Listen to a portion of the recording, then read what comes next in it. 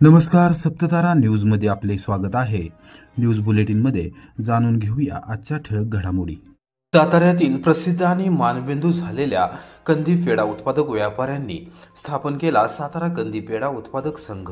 खासदार उदयनराजे भोसले यांनी प्रदान केले नोंदणी प्रमाणपत्र।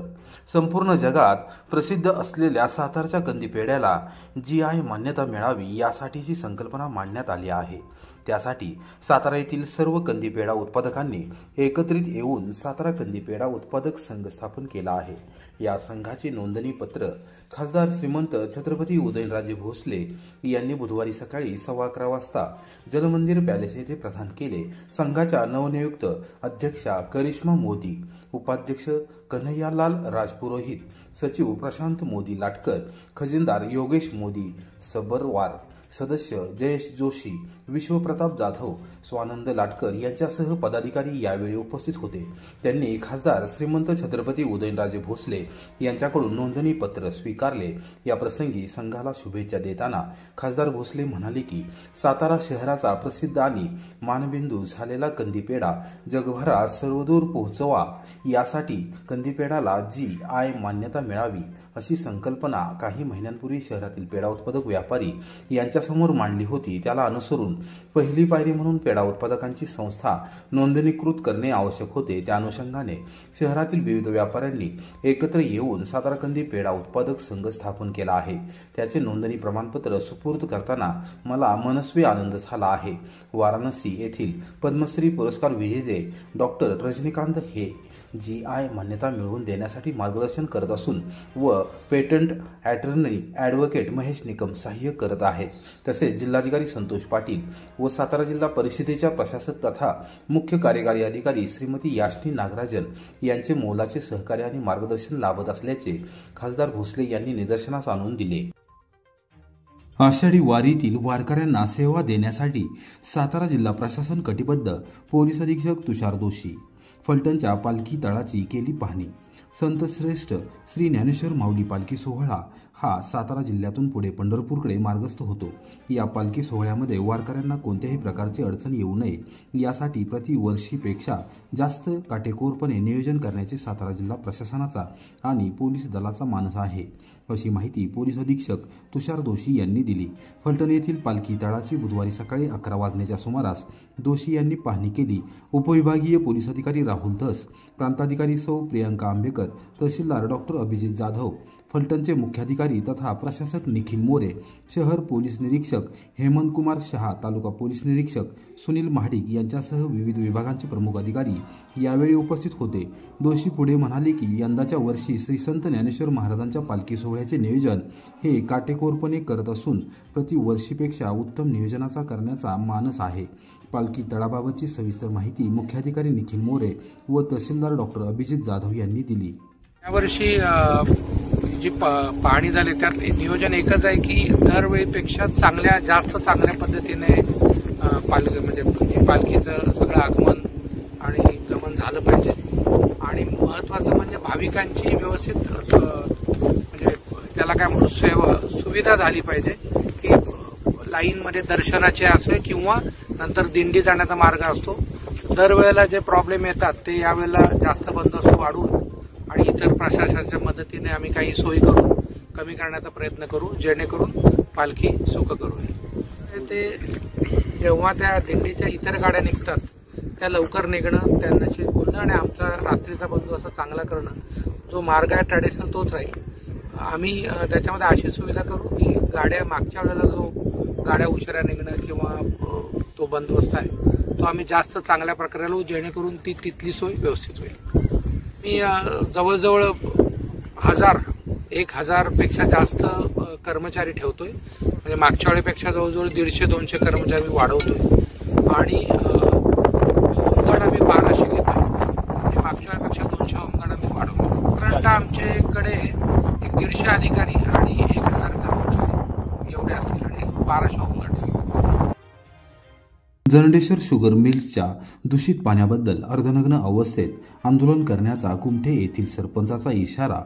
चिमणगावच्या जर्नेश्वर शुगर मिल्स लिमिटेड या साखर कारखान्याकडून तिळगंगा नदीमध्ये मळीयुक्त आणि रासायनिक पाणी सोडले जात असून त्याद्वारे ग्रामस्थांच्या आरोग्यास धोका पोहोचत आहे।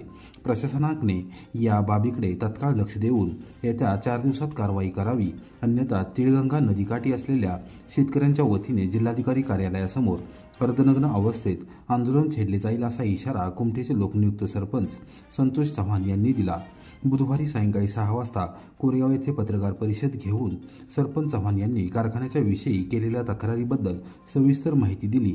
कुमठे ग्रामसभेने कारखान्याच्या विषयक निर्णय घेण्याची सर्वाधिकार प्रदान केल्यानंतर निवासी उपजिल्हाधिकारी नागेश पाटील, जिल्हा परिषदेच्या प्रशासक तथा मुख्य कार्यकारी अधिकारी याशनी नागराजन, पोलीस अधीक्षक तुषार दोशी, प्रदूषण नियंत्रण मंडळाचे उपप्रादेशिक अधिकारी अमोल सातपुते, कोरेगावचे प्रांताधिकारी अभिजित नाईक, उपविभागीय पोलीस अधिकारी सोनाली कदम, पंचायत समितीच्या प्रशासक तथा गटविकास अधिकारी लालासाहेब गावडे आणि तालुका आरोग्य अधिकारी डॉक्टर असिफ जमादार यांची भेट घेऊन निवेदन सादर केले आणि वस्तुस्थिती निदर्शनास आणून दिली आहे, असे त्यांनी स्पष्ट केले। सातारा प्रदूषण महामंडळ अमोल सातपुते साहेब हे कोणतीही कारवाई जर्नेश्वर कारखान्यावर करत नाहीत, तरी पण आपण कोणतीही कारवाई न केल्यामुळं आम्हाला आज ही पत्रकार परिषद घ्यावी लागली।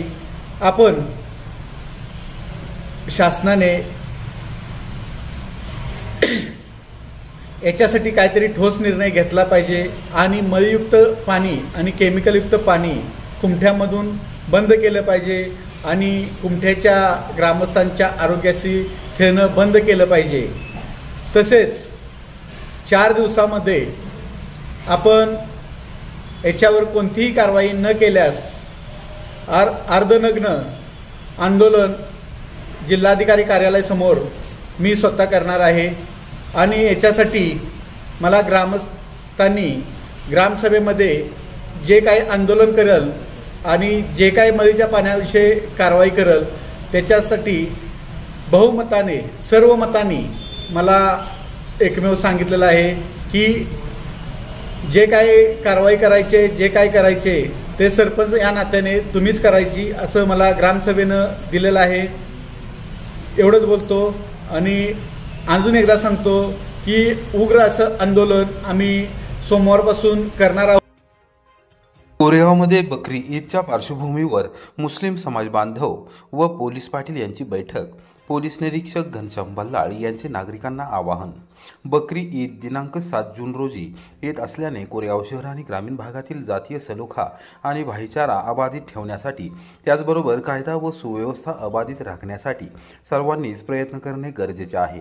या उत्सवादरम्यान कोणत्याही समाजाच्या भावना दुखावल्या जातील अशा घटना घडणार नाहीत याची दक्षता सर्वांनीच घेण्याची आवश्यकता आहे, असे आवाहन पोलीस निरीक्षक घनश्याम बल्लाळ यांनी केले आहे। दोन्ही उत्सवाच्या पार्श्वभूमीवर कोरेगाव पोलीस ठाण्यात बुधवारी सकाळी 11:30 वाजण्याच्या सुमारास मुस्लिम समाज बांधव आणि पोलीस पाटील यांच्या संयुक्त बैठकीचे आयोजन करण्यात आले होते। यावेळी मुस्लिम बांधवांना मार्गदर्शन करताना बल्लाळ बोलत होते। मुस्लिम समाजाचे पदाधिकारी व समाज बांधव यावेळी उपस्थित होते। बकरी ईद निमित्त मुस्लिम बांधवांना शुभेच्छा देताना व मार्गदर्शन करताना बल्लाळ म्हणाले की बकरी ईद आनंदात व शांततेत साजरी करावी। व्हॉट्सअप, फेसबुक व इंस्टाग्राम या समाज माध्यमांचा वापर करताना इतर धर्माच्या भावना दुखावल्या जातील असे संदेश किंवा पोस्ट टाकू नयेत। प्रत्येक समाजामध्ये समाजविघातक वृत्तींची काही लोक असतात, त्यांचे प्रमाण अत्यंत कमी आहे, परंतु त्यांच्या प्रत्येक हालचालीवर व कृत्यांवर बारकाईने नजर ठेवावी। समाजाच्या भावना दुखावल्या जातील असे काही कृत्य कोणी काही केल्यास अशा व्यक्तींची वेळीच पोलीस प्रशासनाला माहिती द्यावी, तरच शहर आणि ग्रामीण भाग शांत राखण्यासाठी मदत होईल। बकरी ईद निमित्त कुर्बानी देताना काळजी व भान ठेवावे। कायद्याने संमती दिलेल्याच प्राण्यांची कुर्बानी द्यावी व कायद्याचे पालन करावे। आपल्या एखाद्या कृत्यामुळे संपूर्ण समाजालाच अपमानित व्हावे लागेल किंवा समाजावरच आक्षेप येईल असे कृत्य कोणीही करू नये। कायदा तोडणाऱ्या काही चुकीच्या कृत्यांमुळे पोलिसांना गुन्हे दाखल करावे लागतात, याचे दुष्परिणाम संपूर्ण समाजाला आणि संबंधित व्यक्तीच्या कुटुंबाला भोगावे लागतात, असे बल्लाळ यांनी निदर्शनास आणून दिले। भाईचारा, जातीय सलोखा नेहमीच अबाधित ठेवण्याची आपल्या कोरेगाव शहराची फार मोठी परंपरा आहे, ती कायम ठेवण्यासाठी सर्वांनीच प्रयत्न करावेत। पोलीस दलाला सहकार्य करत उत्सव आनंदात साजरा करावा असे आवाहन पोलीस निरीक्षक घनश्याम बल्लाळ यांनी केले। बकरी ईदच्या पार्श्वभूमीवर कोरेगाव शहर आणि ग्रामीण भागात पोलीस बंदोबस्त तैनात ठेवण्यात आला आहे. कोणत्याही वाद न होता हा सण शांततेत पार पाडण्यासाठी योग्य ती खबरदारी पोलिसांनी घेतली असल्याचे त्यांनी स्पष्ट केले. मुस्लिम समाजाच्या वतीने बाबूभाई बागवान, कोरेगावचे पोलीस पाटील दीपक शिंदे यांनी मनोगत व्यक्त केले. मुस्लिम समाज बांधवांनी उपस्थित केलेल्या शंकांचे निरसन पोलीस निरीक्षक बल्लाळ यांनी केले. गोपनीय विभागाचे अंमलदार धनाजी कदम यांनी स्वागत केले व बैठकीमागील उद्देश विशद केला. अंमलदार सुजित गोडसे यांनी आभार मानले.